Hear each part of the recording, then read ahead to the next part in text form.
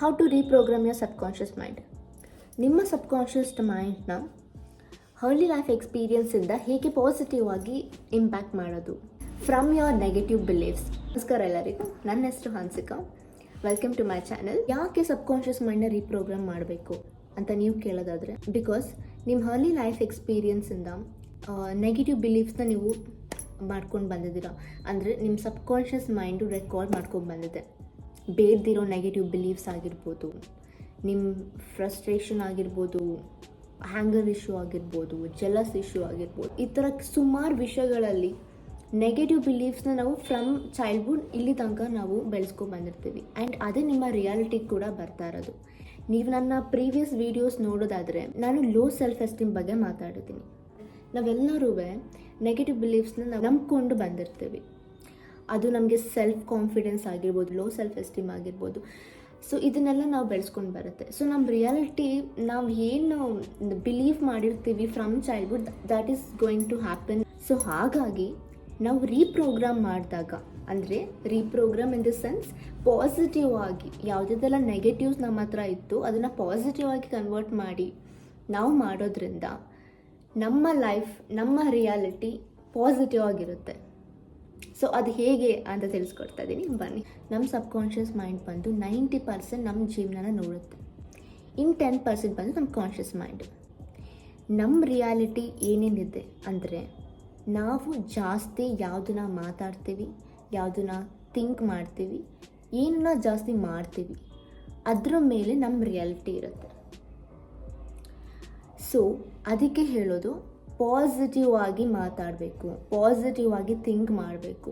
Even ತೋ any circumstances ಇರ್ಬೋದು, negative circumstances ಆಗಿರ್ಬೋದು, it may be any critical thing, but ಆ ಕ್ರಿಟಿಕಲ್ ಸಿಚುವೇಶನಲ್ಲೂ ನಾವು ಪಾಸಿಟಿವ್ ಆಗಿ ನೋಡಬೇಕು. ಬಿಕಾಸ್ ಸಬ್ಕಾನ್ಷಿಯಸ್ ಮೈಂಡಿಗೆ ಗೊತ್ತಿರೋದು ಒಂದೇ, ಏನೆಲ್ಲ ಆಗ್ತಿದೆ ನಿಮ್ಮ ಲೈಫಲ್ಲಿ ಅದು ಸತ್ಯ ಅಂತ. ಬಿಕಾಸ್ ಅದಕ್ಕೆ ಸುಳ್ಳು ಸತ್ಯ ಡಿಫ್ರೆನ್ಷಿಯೇಟ್ ಗೊತ್ತಿಲ್ಲ.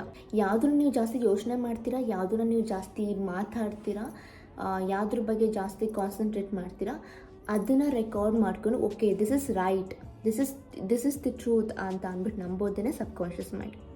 ಹಾಗಾಗಿ ಪಾಸಿಟಿವ್ ಆಗೇ ಮಾತಾಡಬೇಕು, ಪಾಸಿಟಿವ್ ಆಗೇ ಯೋಚನೆ ಮಾಡಬೇಕು ಅಂತ ಹೇಳೋದು. ಸೊ ಇದನ್ನು ಹೇಗೆ ಪ್ರಾಕ್ಟೀಸ್ ಮಾಡೋದು ಅಂತ ಅಂದರೆ, ಅಫರ್ಮೇಷನ್ಸಿಂದ. Affirmation is the best. Because ನನಗೆ ಪರ್ಸ್ನಲಿ ಅಫರ್ಮೇಷನ್ ತುಂಬ ವರ್ಕ್ ಆಗುತ್ತೆ. ಅಫರ್ಮೇಷನ್ಸ್ ಅಂದರೆ ಏನು? ಒಂದು ಸ್ಟೇಟ್ಮೆಂಟ್, ಆ ಸ್ಟೇಟ್ಮೆಂಟಲ್ಲಿ ನಾವು ಏನು ಬರಿತೀವಿ ಅಂತಂದರೆ ಪ್ರೆಸೆಂಟ್ ಟೆನ್ಸಲ್ಲಿ. ಪ್ರೆಸೆಂಟ್ ಟೆನ್ಸ್ ಅಂತ ಅಂದರೆ ನಿಮ್ಮದೇನೇ ಡ್ರೀಮ್ ಇರುತ್ತಲ್ಲ, ಆ ಡ್ರೀಮ್ ಇನ್ನೂ ಆಗಿಲ್ಲ, ಆಲ್ರೆಡಿ ಆಗಿದೆ ಅನ್ನೋದನ್ನು ನಾವು ಬರೆಯೋದು. Like for example, I have your skin, even though you have pimples in your ಫೇಸಲ್ಲಿ ಏನೇ ತೊಂದರೆ ಇದ್ದರೂ ಕೂಡ ಅದು ನಿಮಗೆ ಗೊತ್ತು. Your subconscious mind will not know that.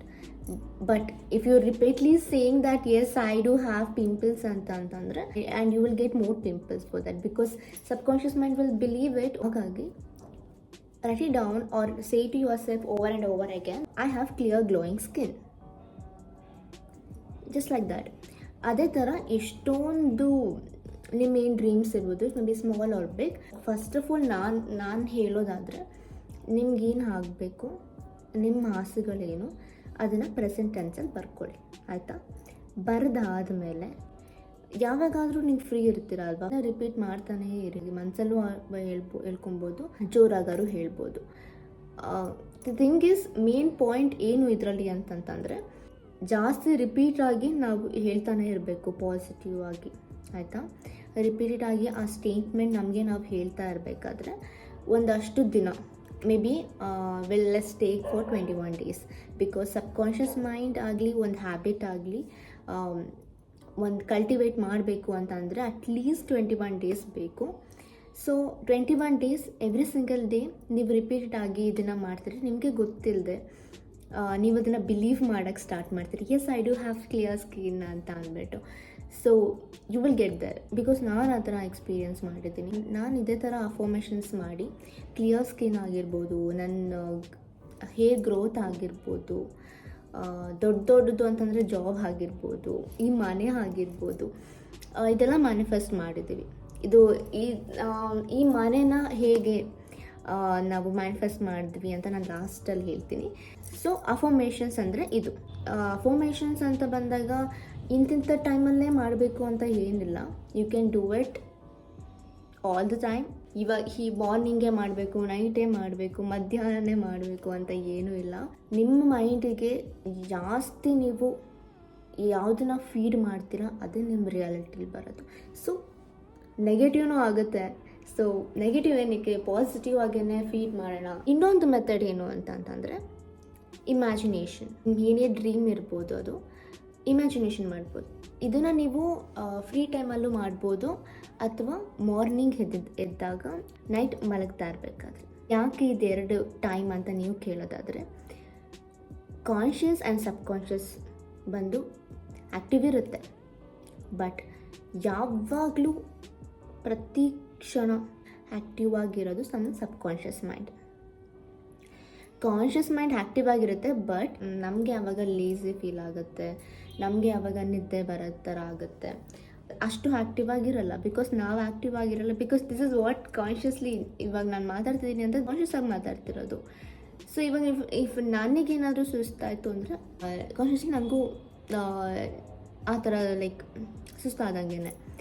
But ಯಾವಾಗ ನಿಮಗೆ ಇನ್ನೇನು ನಿದ್ದೆ ಬರ್ತಿರುತ್ತೆ ಅವಾಗ you should start your affirmations or just imagine as if it is already happening.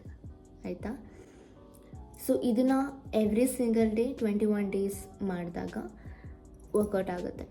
Every night and every morning ಏನಕ್ಕೆ ಅಂತಂದರೆ ಅವಾಗ ತಾನೇ ಎದ್ದೇಳ್ತಾ ಇದ್ದೀರಾ. ಕಾನ್ಷಿಯಸ್ಲಿ ನೀವು ಅಷ್ಟು ಇನ್ನೂ ಮಲ್ಕೋಬೇಕು ಅನ್ನೋ ಥರ ಫೀಲ್ ಆಗ್ತಿರುತ್ತಲ್ಲ, ಅವಾಗ ನಾವು ಕಾನ್ಷಿಯಸ್ಲಿ ಇನ್ನೂ ಸ್ಲೀಪಿ ಇರ್ತೀವಿ. But subconscious mind as always active ಇರುತ್ತೆ. ಆವಾಗಲೂ ಕೂಡ ನಾವು ಎದ್ದ ತಕ್ಷಣ ನಮಗೆ ಎಚ್ಚರ ಆಗಿದ ತಕ್ಷಣ ವಿಲ್ ಸ್ಟಾರ್ಟ್ ಅಫರ್ಮೇಷನ್. ನಿಮ್ಗೆ ಯಾವ ಥರ ನಿಮ್ಗೇನು ಡ್ರೀಮ್ ಆಗಬೇಕು ಅಫರ್ಮೇಷನ್ ಆಗೋ ಸ್ಟಾರ್ಟ್ ಮಾಡ್ಬೋದು. ಅಥವಾ ಜಸ್ಟ್ ಇಮ್ಯಾಜಿನ್, ಕಣ್ಣು ಮುಚ್ಕೊಂಡು ಇಮ್ಯಾಜಿನ್ ಮಾಡ್ಕೊಬೋದು. ಎಲ್ಲ ಟೈಮು ಮಾಡೋಕ್ಕಾಗಲ್ಲ ಅಂತ ಇಮ್ಯಾಜಿನೇಷನ್ನು ಮಲಗಬೇಕಾದ್ರೆ ಹೆದೊಳ್ಬೇಕಾದ್ರೆ ಮಾಡಿ. ರೀಸನ್ ಏನಕ್ಕೆ ಅಂತ ನಾನು ಆಲ್ರೆಡಿ ಹೇಳಿದ್ದೆ. ಈ ಮನೆನ ಹೇಗೆ ಮ್ಯಾನಿಫೆಸ್ಟ್ ಮಾಡಿದ್ದು ಅಂತ ಹೇಳ್ತೀನಿ ಅಂತ ಹೇಳಿದ್ದೆ. ಸೊ ಈ ಮನೆಗೆ ಬರೋಕ್ಕಿಂತ ಮುಂಚೆ ನಾವು ಮಾಡಿದ್ದು ಅಂತಲೇ, ಇದು ನಾನು ಮತ್ತು ನಮ್ಮಮ್ಮ ಇಬ್ಬರು ಮಾಡಿದ್ದು. ಸೊ ನಾನೊಂದು ಮೆಥಡ್ ಯೂಸ್ ಮಾಡಿದ್ದೆ. ಅದೇನು ಅಂತಂದರೆ ಫೋನಲ್ಲಿ ರೆಕಾರ್ಡಿಂಗ್ಸ್ ಇರುತ್ತಲ್ಲ, ಸೊ ರೆಕಾರ್ಡಿಂಗಲ್ಲಿ ಪಾಸಿಟಿವ್ ಆಗಿ ನಮಗೆ ಏನೇನು ಬೇಕು, ಮನೆ ಯಾವ ಥರ ಇರಬೇಕು, ಎಷ್ಟು ರೂಮ್ಸ್ ಇರಬೇಕು, ಮನೆ ಓಪನ್ ಕಿಚನ್ ಇರಬೇಕಾ ಅಥವಾ ಲೈಕ್ ಸ್ಪೇಸ್ ಯಾವ ಥರ ಇರಬೇಕು, ಪ್ರತಿಯೊಂದು ಡೀಟೇಲ್ ಆಗಿ ನಮ್ಮಮ್ಮನ ಕೈಲಿ ನಾನು ಪಾಸಿಟಿವ್ ಆಗಿ ಪ್ರೆಸೆಂಟ್ ಟೆನ್ಸಲ್ಲಿ ರೆಕಾರ್ಡ್ ಮಾಡಿಸಾದ್ಮೇಲೆ ಎವ್ರಿ ಸಿಂಗಲ್ ಡೇ ನೈಟ್ ಹೊತ್ತು ಮಲಗುವಾಗ we use to listen that voice as it is already happened ಅನ್ನೋ ಥರ ಇಮ್ಯಾಜಿನ್ ಮಾಡಿಕೊಂಡು ಈ ಥರ ನಾವು ಪ್ರಾಕ್ಟೀಸ್ ಮಾಡ್ತಾಯಿದ್ವಿ. ಅದ್ರ ಜೊತೆಗೆ ಮನೆ ಕೂಡ ಹುಡುಕ್ತಾ ಇದ್ವಿ. ಬಿಕಾಸ್ ಇದು ತುಂಬ ಇಂಪಾರ್ಟೆಂಟ್ ಆಗುತ್ತೆ. ಆ್ಯಕ್ಷನ್ ಕೂಡ ತೋರಿಸ್ಬೇಕು. ಪಾಸಿಟಿವ್ ಆಗಿದ್ದೀವಿ, ಪಾಸಿಟಿವ್ ಆಗಿ ಇಮ್ಯಾಜಿನೇಷನ್ ಮಾಡ್ತಾಯಿದ್ರು. ಯಾವ ಡ್ರೀಮ್ ಬಗ್ಗೆ ನಾವು ಪಾಸಿಟಿವ್ ಆಗಿ ಮಾಡ್ತಾ ಇರ್ತೀವಿ ಅದೇ ಡ್ರೀಮ್ ಪ್ರಕಾರ ನಾವು ಅದಕ್ಕೇನೇನು ಬೇಕು, ರಿಕ್ವೈರ್ಮೆಂಟ್, ಲೈಕ್ ಏನೇನು ನಾವು ಆ್ಯಕ್ಷನ್ ಮಾಡಬೇಕು ಅದನ್ನು ಕೂಡ ಒಂದು ಸೈಡ್ ನಾವು ಮಾಡ್ತಾ ಇರಬೇಕು ಕಾನ್ಷಿಯಸ್ಲಿ. ಓಕೆ, ಸೊ ನಾವು ಇಮ್ಯಾಜಿನೇಷನ್ ಮಾಡ್ತಾ ಇದ್ವಿ, ಜೊತೆಗೆ ಮನೆ ಕೂಡ ಹುಡುಕ್ತಾ ಇದ್ವಿ. ನೀವು ನಂಬ್ತಿರೋ ಬಿಡ್ತಿರೋ ಸೇಮ್ ಎಕ್ಸಾಕ್ಟ್ಲಿ. ಈವನ್ ನಾವು ಕಲರ್ ಕೂಡ ಅಂದ್ಕೊಂಡಿದ್ವಿ, ಇದೇ ಕಲರ್ ಬೇಕು ಅಂತ ಅಂದ್ಬಿಟ್ಟು. ಮನೆ ಕಲರಿಂದ ಹಿಡಿದು, ಓಪನ್ ಕಿಚನಿಂದ ಹಿಡಿದು, ರೂಮ್ಸಿಂದ ಹಿಡಿದು, ಸ್ಪೇಸಿಂದ ಹಿಡಿದು ಎಲ್ಲ ಕೂಡ ಎಷ್ಟು ಅನುಕೂಲತೆ ನಮ್ಗೆ ಯಾವ ಥರ ಬೇಕಿತ್ತು ಹಾಗೆ ಸಿಕ್ತು. So it works because repeated ಆಗಿ ನಾವು ನೆಗೆಟಿವ್ ಆಗಿರಲಿ ಪಾಸಿಟಿವ್ ಆಗಲಿ ಯಾವುದನ್ನ ರಿಪೀಟ್ ಆಗಿ ನಾವು ಮಾತಾಡ್ತೀವಿ, ಥಿಂಕ್ ಮಾಡ್ತೀವಿ, ಅದೇ ನಮ್ಮ ರಿಯಾಲಿಟಿ ಬರೋದು. ಸೊ ಅಷ್ಟು ಇಂಪಾರ್ಟೆಂಟ್ ಆ್ಯಂಡ್ ಅಷ್ಟು ಪವರ್ಫುಲ್ ನಮ್ಮ ಮೈಂಡ್ ಅಂತ ಹೇಳೋಕ್ಕೆ ಇಷ್ಟಪಡ್ತೀನಿ. ಹಿಂಗೆ ಹೇಳ್ತಾ ನನ್ನ ವೀಡಿಯೋನ ಹೆಂಡ್ ಮಾಡ್ತಾ ಇದ್ದೀನಿ. ಇದೇ ಥರ ಒಳ್ಳೊಳ್ಳೆ ಕಂಟೆಂಟ್ಸ್ ನನ್ನ ಯೂಟ್ಯೂಬ್ ಚಾನಲಲ್ಲಿ ಬರ್ತಾ ಇರುತ್ತೆ. Please like, share, subscribe to my channel. Next week ಸಿಗ್ತೀನಿ. Bye, love you.